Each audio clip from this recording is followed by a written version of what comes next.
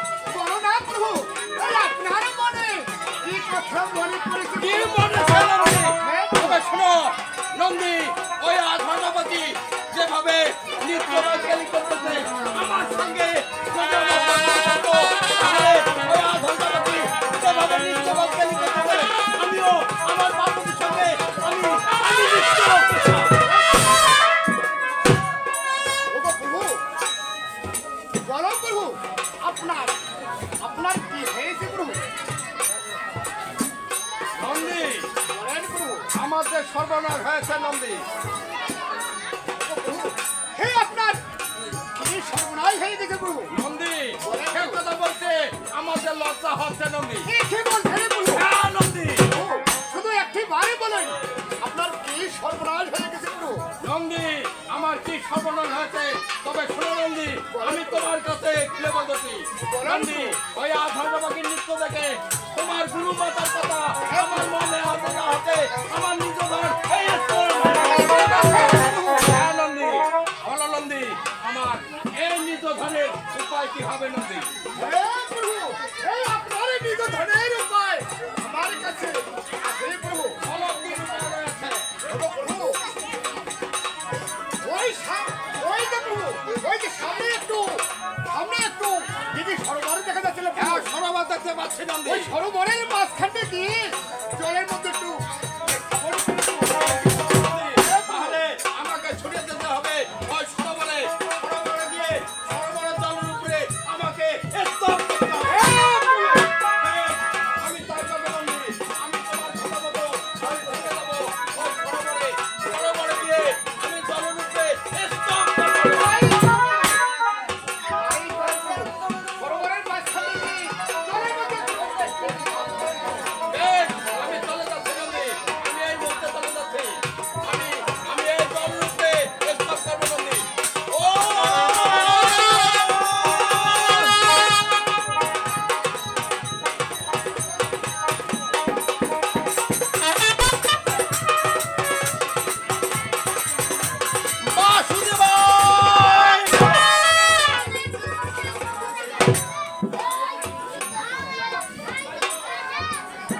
নন্দী, আমি তোমার কথা মতো এই সরোবরের জলে স্তব করেছি নন্দী। হ্যাঁ নন্দী, তুমি দেখো নন্দী সেখানে কি হয়েছে। ঠিক আছে প্রভু।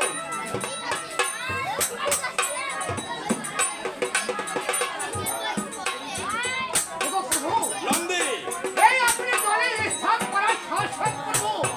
এই একটা পদ্মর কাছে তুমি একে বলছো নন্দী? হ্যাঁ। তাহলে আমিও জানি নন্দী, আমি জলে স্তব করার সঙ্গে সঙ্গে একটি পদ্মের গাছের জন্ম হয়েছে। বলো নন্দী, তাহলে আমার এই নিজ ধন আমি কোথায় রাখবো?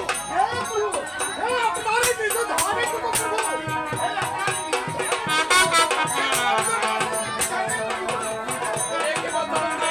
তাহলে আমার নিজ ধন ওই পদ্মের গাছের উপরে রাখতে হবে নন্দী।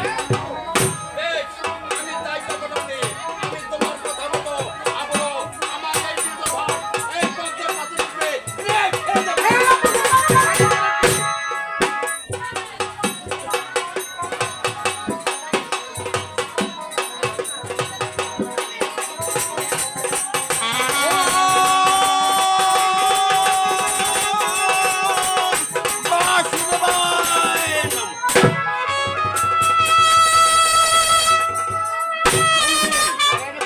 আমি তোমার কথা মতো আমার নিজ ধন এই পদ্মের পাতার উপরে রেখে দিয়েছি নন্দী।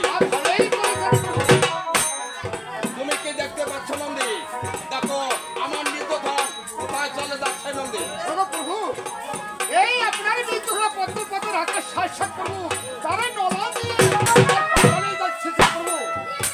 তুমি একই বলছো নন্দী? হ্যাঁ, প্রভু। তাহলে আমার নিজ ধন এই পদ্মের গাছের নালা বয়ে এই পাতালে বেশ, তাহলে চলো নন্দী, আমরা এই স্তর পরিত্যাগ করে আমরা অন্য স্তরে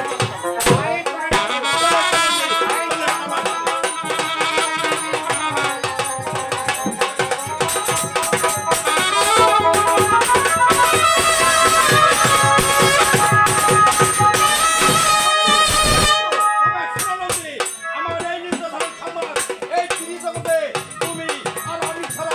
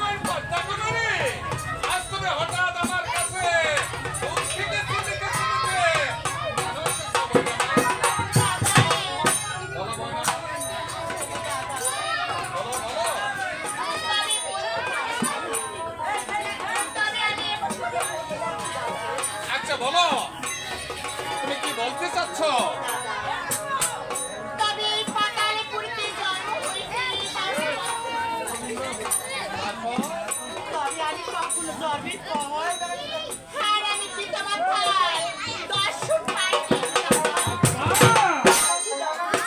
জানো আমি হচ্ছি তোর পিতা, আরে বাবা আমি হচ্ছি তোর মাতা। লক্ষ্মী মা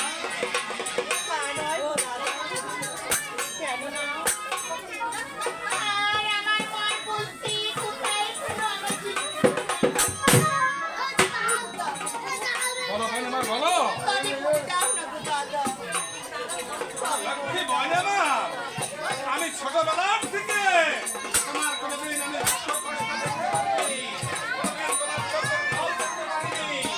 আজ যখন তুমি আমাকে করছো অবশ্যই অবশ্যই আমি তোমাকে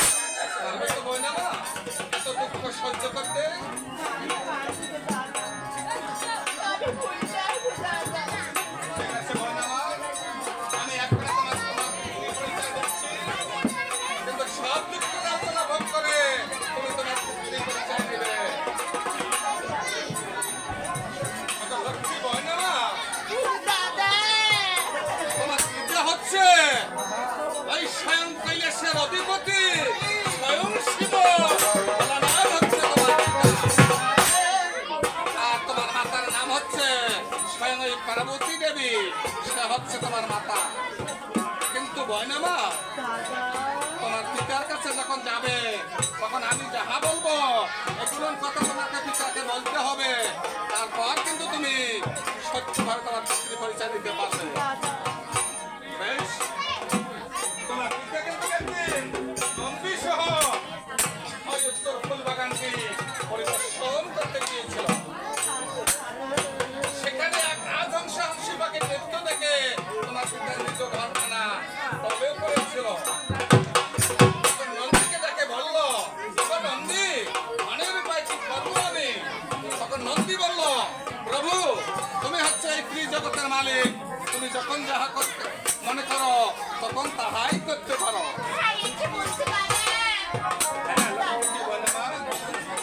তখন নন্দী বলল যে প্রভু এই যে একটি সরোবর দেখা যাচ্ছে, সেখানে গিয়ে তুমি জলের উপরে একটু স্নান করে দেখো, সেখানে কি হয় তারপর দেখা যাবে।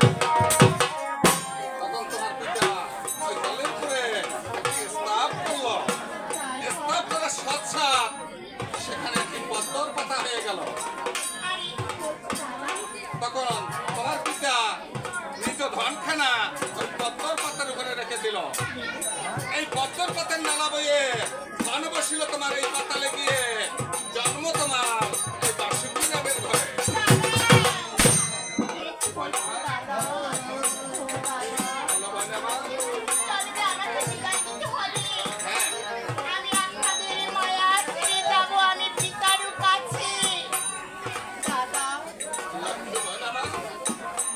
ছোটবেলার থেকে তোমাকে যখন তুমি তোমার পরিচয় দিতে যাবে